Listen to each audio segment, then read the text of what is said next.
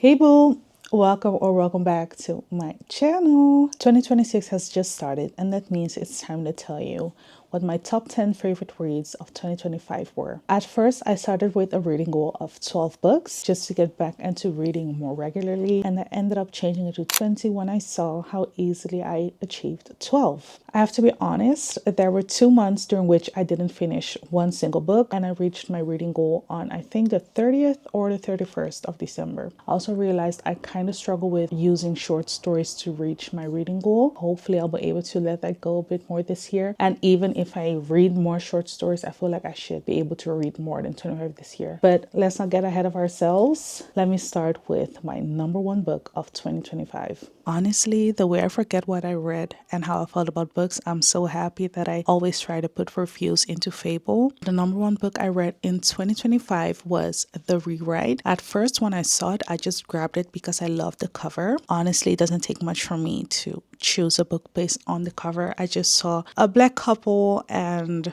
that's basically all I needed. So the story is basically about two people who meet and they start dating. They have the time of their lives, and then the man decides to go on a reality show. Afterwards, he wants to clean up his image, and that's where Temmie comes in again because she's a writer and she ends up being the one who has to write his memoir. I thought it would be one of those cliche stories, but it ended up being my favorite book I read this year. I finished it fairly quickly, and this is what I wrote about it. I said, I thought this book was going to be a quick cliche read, but it turned out to be an amazing, refreshing story. I love how it discussed black male vulnerability, making mistakes, and fixing them as well. So not only hurting someone, but also taking accountability, putting in the work to prevent doing the same thing in the future, and also truly apologizing and making things better. Number two, Love Letters to a Serial Killer. The title speaks for itself. I've always found it pretty interesting how many women write letters to serial killers or fall in love with serial killers, convicted serial killers at that. This book just gave me some insight into what happens in their minds. This story is about Hannah. Hannah lives a pretty basic life and doesn't really have anything exciting going on for herself.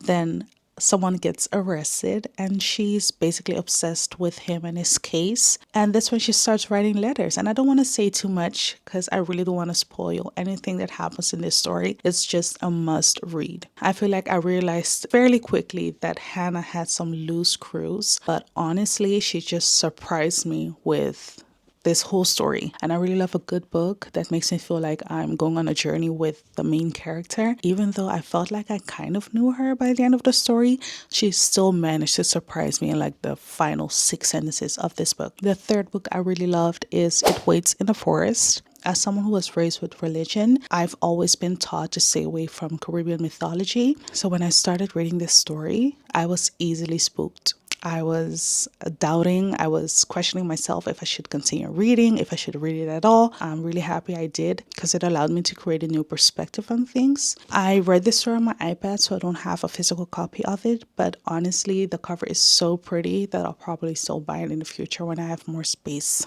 So the story is about Selena. There was a vicious unsolved attack which left her father dead and her mother in a coma. And basically her mother was a very spiritual person who also performed like readings and stuff on people, if I'm not mistaken. After this happened, basically the whole island or the village that Selena lived in started looking at her a certain way. Then there are a few strange murders happening on the island involving tourists, and Selena decides to investigate the whole thing. And that's pretty much everything I can say without spoiling what the story is about.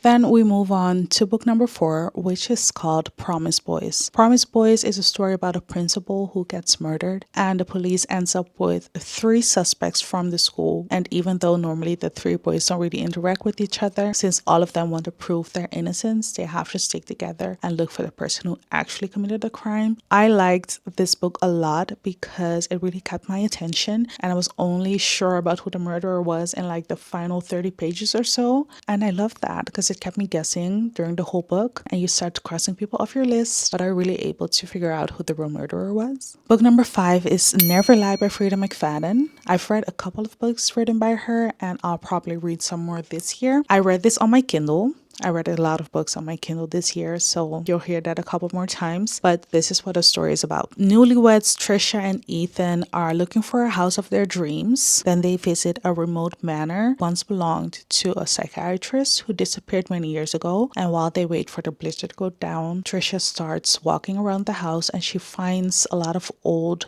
tapes, recordings of old sessions that the psychiatrist had with her patients. As she listens to them, the story just develops and becomes more interesting. It's very hard to give more details without spoiling, so I'm not going to do so. Just know that I didn't see the end coming at all. I was so surprised. I gave it 5 stars. Then we move on to The Perfect Marriage. This story we read about Sarah. Sarah is a very successful attorney who is married to Adam, and their marriage is just kind of going through it without Sarah realizing. So her husband has been having an affair, and one day he wakes up to his mistress murdered. And you might already have guessed it, but Sarah is the person who needs to defend her husband and prove that he isn't the killer of his mistress. Honestly, I don't even think I have to say much. That story sounds absolutely crazy, and it basically takes you through the whole trial, everything that happens, all the interrogations, the evidence, the conversations between Sarah and her husband. It was just a roller coaster. Per usual, I had no idea who the murderer was until the final chapters, but I do have to say that who it ended up being didn't do much for me. That's why I gave it 4 stars, but the whole way to the reveal was very good. Book number 7 is Then She Was Gone by Lisa Jewell. Lisa Jewell is also a writer I really love. Another favorite written by Lisa Jewell is The Family Upstairs. So check that one out. But for now, we're talking about Then She Was Gone. Then She Was Gone is a story about a teenager who disappears and the effect it had on her family, mostly her mom. Years later, her mom meets a man who she really clicks with and she starts dating again, something that she hasn't done in years, basically ever since her daughter disappeared and she got a divorce from her dad or from her ex-husband. And at some point, things just no longer add up. It makes her deep dive into her daughter's disappearance again. My review was another book that took over every free moment I had. I loved the 5 parts and the different perspectives they provided.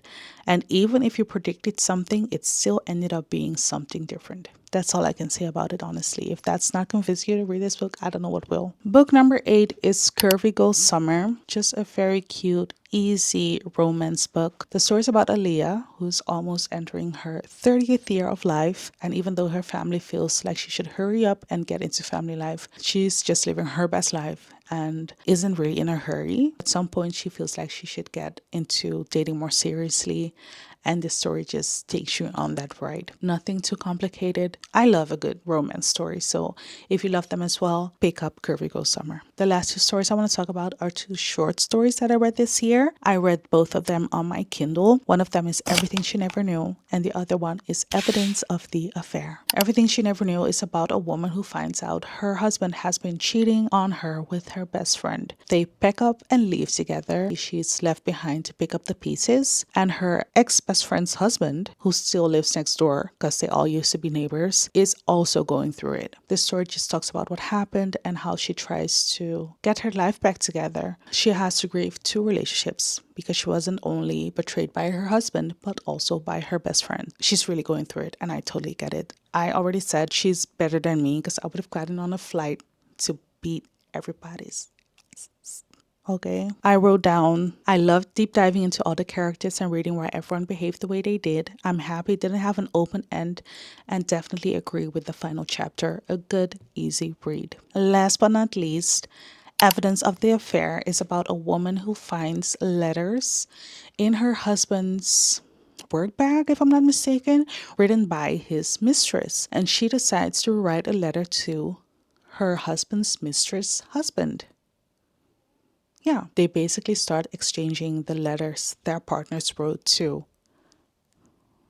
their partners, if that makes sense. This will be my 5th time trying to explain what happened. She sent the letters I cannot. She sent the letters the mistress wrote to her husband to the mistress's husband. thank you very much. So basically, they could read all that their spouses had said about them and about their marriages. So the whole book only consists of letters sent back and forth. It also makes you understand the dynamics in both marriages better. I finished this book in about an hour. I didn't put it down once. So if you're looking for another quick, easy read, this would also be an amazing choice. So out of the 20 books I read, I told you about my 10 favorites. I have to say, I really noticed a difference between before I got my Kindle and after I got my Kindle. Even though I was a real paperback girly and always said that I preferred reading physical books, I have to be honest, the Kindle really makes reading easier. There are two things I really like about the Kindle. It's easy to bring with me and I can just lay down in bed and read without having to really hold onto something. And since I have Kindle Unlimited, I also really like the fact that I'm just able to rent books, read them, and return them afterwards, especially since I already said my library is full and I don't plan on expanding it while we live here. I have been buying books because I will always buy books, but I have like a little bookshelf next to my bed. I have a little one upstairs in my room, so I'm trying to create more space. But besides the books I'm buying, I really like the fact that I'm just able to read them on my Kindle. As I already mentioned at the beginning of this video, my goal is to read 25 books this year, and I already started reading one last night on the 1st of January because today is the 2nd, and the book I'm currently reading